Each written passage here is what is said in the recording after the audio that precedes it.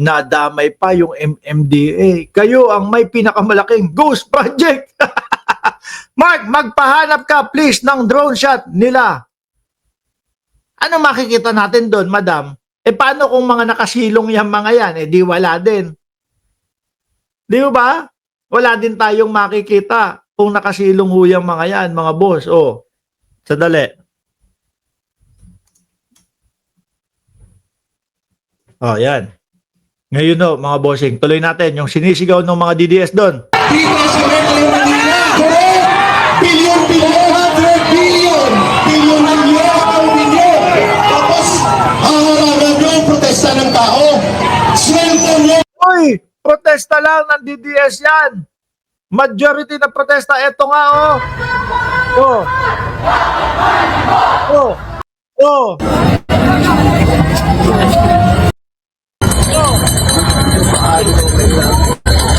Yun ang tingin ko na protesta ng tao. Diba yan? Protesta lang ng mga DDS yan. Mga bossing, kayo naman, sige, mamaya may papakita tayo, may isusunod tayo. Tuloy! Asan na ba yun? Wala na naman ako. Yung si Kalbo, Galing sa taong bayan. Nahihirapan niya kayo. Kaya nga kayo nangungurakot. Kaya nga kayo nangungurakot Kaya nahihirapan kayo. Itong laban na to. Ano daw? Kaya nga kayo nangungurakot dahil nahihirapan kayo. Ano yun?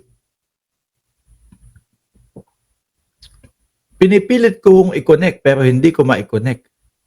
Kaya nga kayo nangungurakot kasi nahihirapan kayo.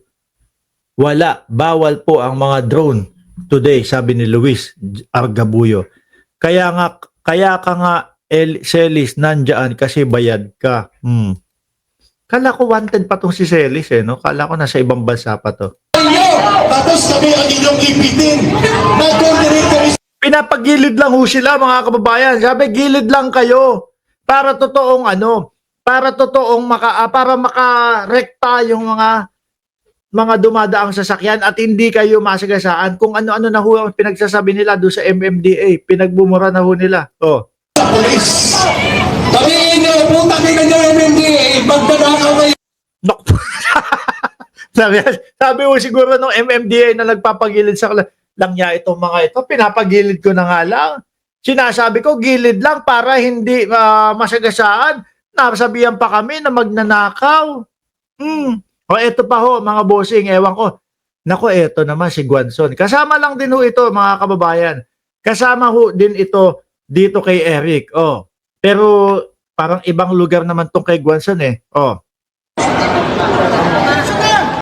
Ano daw yung sisigaw nun? Si Guanzon? Atras nga ho natin. Tama. Ayaw nila kay Sarah. Stop election!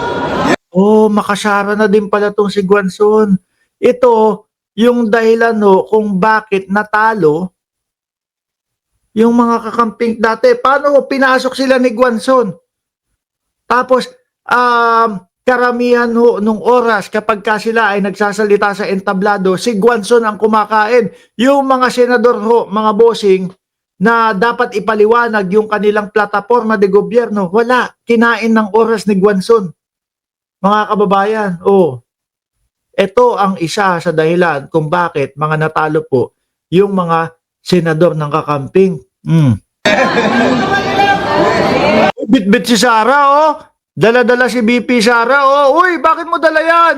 Kayong gumawa ng problema, siya rin naman susot. Taka na, para naman ako nilotos sa sarili kong mantika. Ayan, kamay!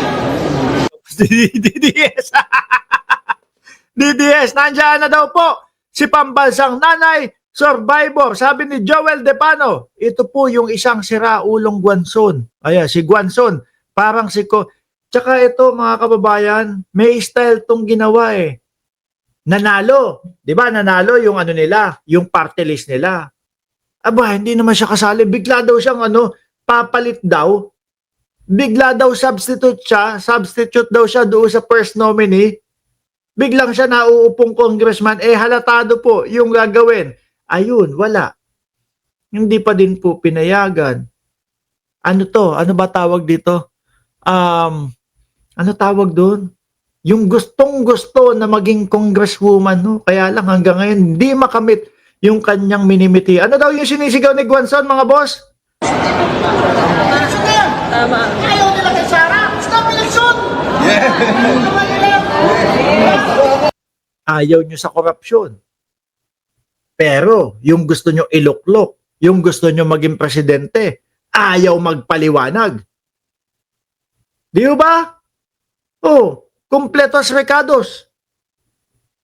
May mga resibo.